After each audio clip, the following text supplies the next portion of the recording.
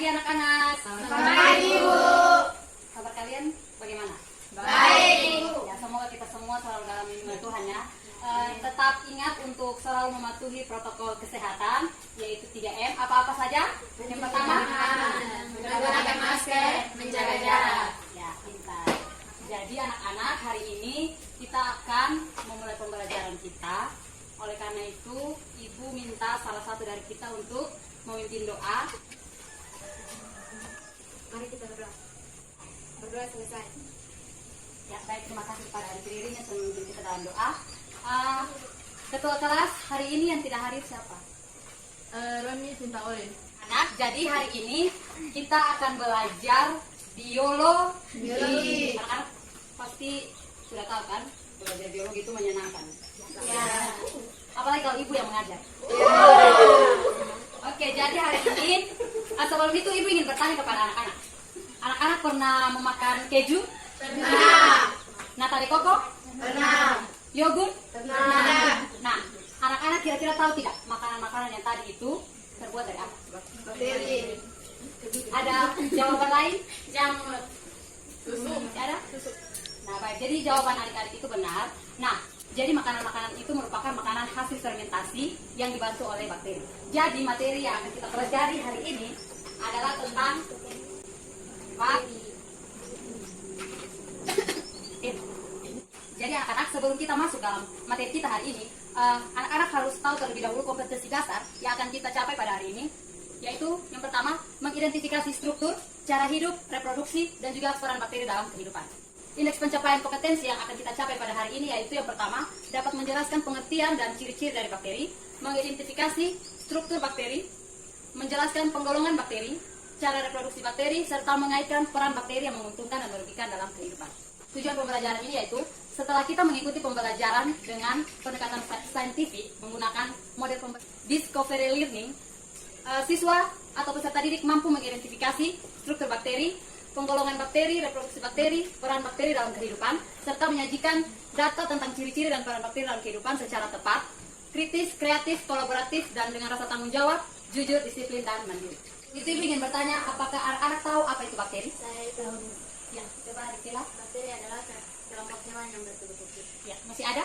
Bersifat prokariotik. Ya, ada sekali. Masih ada yang lain. Jadi pengertian bakteri adalah kelompok hewan yang tidak memiliki membran inti sel, dan organisme ini juga termasuk dalam domain prokariota yang berukuran sangat kecil dan memiliki peran yang sangat besar di dalam kehidupan bumi. Nah, ciri bakteri yang pertama yaitu bersel satu atau sangat sederhana. Yang kedua, prokariotik yang telah adik-adik sebutkan tadi, mengandung kromosom yang haploid, hidup secara autotrof dan heterotrof, bereproduksi dengan cara seksual maupun aseksual. Anak, perhatikan gambar yang ada di sini. Ini merupakan gambar dari struktur bakteri. Kemudian kita masuk dalam penggolongan bakteri. Nah, penggolongan bakteri ini digolongkan atas 5. Anak-anak bisa lihat semua ke slide. Ini menunjukkan bentuk dari bakteri yang pertama yaitu fokus atau bakteri yang berbentuk bulat. Kemudian bentuk yang kedua yaitu basil atau berbentuk batang. Yang ketiga yaitu berbentuk spiral atau berbentuk lengkung. Dan yang kedua, penggolongan bakteri berdasarkan data flagel. Di sini ada 4, yaitu monotrik, amfitrik, lopotrik, dan peretrik. Berdasarkan pewarnaan dari gram. Nah, penggolongan berdasarkan gram ini ada 2, yaitu bakteri gram negatif dan juga bakteri gram positif. Nah, yang membedakan antara bakteri gram negatif dan bakteri gram positif adalah pada dinding sel.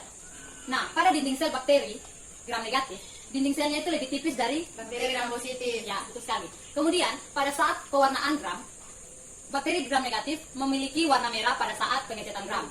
Kemudian, pada bakteri gram positif memiliki dinding sel yang lebih tebal daripada bakteri gram negatif dan memberikan warna ungu pada saat pengecetan gram.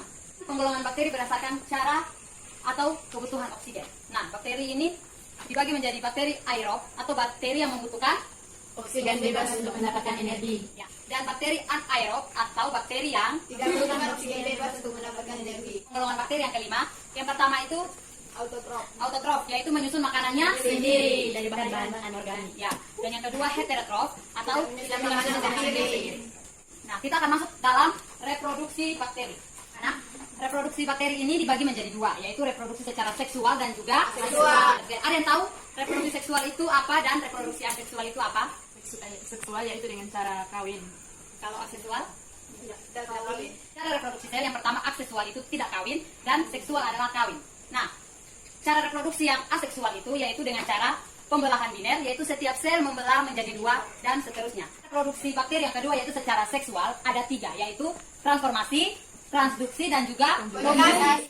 Cara reproduksi bakteri secara transformasi yaitu masuknya DNA ke dalam sel bakteri sehingga terjadi perubahan materi genetik sel dari bakteri. Kemudian yang kedua secara transduksi. Nah, secara transduksi ini merupakan proses pemindahan materi genetik suatu sel bakteri ke bakteri lain dengan perantara. Ketiga adalah konjugasi, yaitu pemindahan materi genetik secara langsung melalui kontak sel dengan membentuk struktur seperti jembatan di antara 2 sel bakteri yang berbeda. Baik, yang terakhir adalah peranan bakteri. Nah, anak-anak, peranan bakteri dalam kehidupan itu ada 2, yaitu peranan bakteri yang menguntungkan dan juga peranan bakteri yang Merugikan. Nah, anak-anak tahu tidak apa peranan bakteri yang menguntungkan dalam kehidupan? Bahan makanan ataupun juga minuman. Ya. Nah, contoh penghasil bahan makanan atau minuman itu seperti apa? Globulus, jasa pembuatan keju dan minuman nata de coco. Ya, seperti yang tadi pertama anak-anak sebutkan bahwa anak-anak sudah pernah makan keju, minum yogurt dan juga nata de coco. Kerugian yang dihasilkan dari bakteri ini yaitu pada bakteri Salmonella typhosa. Ini menyebabkan penyakit tifus dan juga diare. Kemudian ada Shigella dysenteriae atau penyebab penyakit disenteri, dan ada penyakit Neisseria meningitidis yaitu penyakit meningitis. Ya, sekian materi kita hari ini. Nah, sekarang saatnya kita akan mengerjakan LKPD. Baik, jadi Ibu akan membagikan kepada kalian LKPD. Sebelumnya kalian duduk dalam bentuk 2 kelompok. Ada yang 3, ada yang 4 ya. Ya.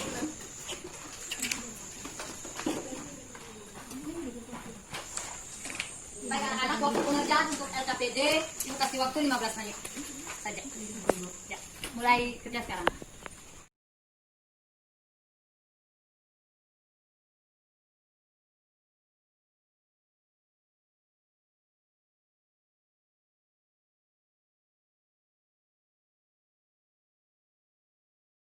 Jadi anak-anak waktunya sudah selesai untuk mengerjakan LKPD-nya. Sekarang Ibu akan meminta adik-adik untuk mempresentasikan hasil dari pengerjaan LKPD yang sudah Ibu bagikan. Jadi kelompok mana yang mau duluan? Kelompok 1 atau kelompok 2? Ini kelompok 1, ini kelompok 2. Kelompok 1. Oke, kelompok 1. Kelompok 1 dapat nomor 1 dan karena kelompok 1 ada 4 orang, jadi kelompok 1 dapat soal nomor 1, 2 dan 5. Sedangkan kelompok 2 mendapatkan soal nomor 3 dan berapa? 4. Ya. Untuk kelompok 1 silakan. Jadi nanti dari kelompok lain juga kalau misalnya ketika kelompok ini memberikan jawaban, adik-adik kalau merasa jawaban belum pas bisa ditambahkan. Ya, kelompok 1. Perhatikan gambar berikut. Jelaskanlah perbedaan antara bakteri gram positif dan bakteri gram negatif. Perbedaan bakteri gram positif dan gram negatif. A. Gram negatif. Dinding sel bakteri lebih tipis dari bakteri gram positif. B. Gram positif. Bakteri gram positif memberikan warna ungu pada penyesatan gram karena dinding peptidofitikanya tebal. Nomor 2. Identifikasilah komponen sel bakteri di bawah ini. Struktur tubuh bakteri dan fungsinya. 1. Kapsul. 2. Pili atau pancreas. 3. Paket. 4. dinding sel. 5. membran plasma. 6. ribosom. 7. mesosom. 8. nukleoid. 9. granula. 10. sitoplasma. Dan 11. plasma. Ya. Nomor 5. Analisislah keuntungan dan kerugian dari bakteri. Bakteri menguntungkan dan merugikan. 1. Bakteri menguntungkan. A. Dalam bidang pertanian, karena menambah kesuburan tanah. 2. Bakteri merugikan. Salmonella typhosa inilah penyebab penyakit tifus.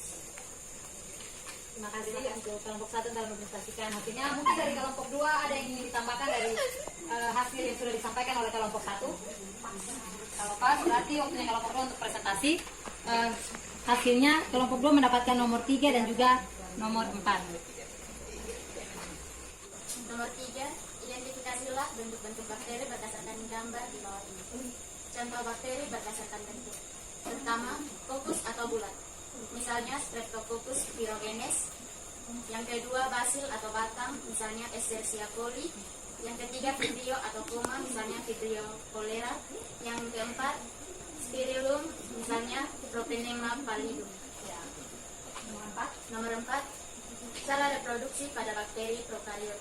Yang pertama, reproduksi bakteri terjadi dalam dua cara, yaitu reproduksi aseksual atau tidak kawin, yaitu dengan cara membelah diri secara biner. Ya. Yang kedua, reproduksi seksual atau kawin terdiri dari: yang pertama, konjugasi merupakan cara reproduksi dengan memindahkan materi genetik melalui kontak langsung antar bakteri. Yang kedua, transformasi, yaitu pemindahan satu gen atau DNA bakteri ke sel bakteri lain melalui proses fisiologis. Yang ketiga, transduksi, yaitu proses pemindahan materi genetik atau DNA melalui perantara atau infeksi virus.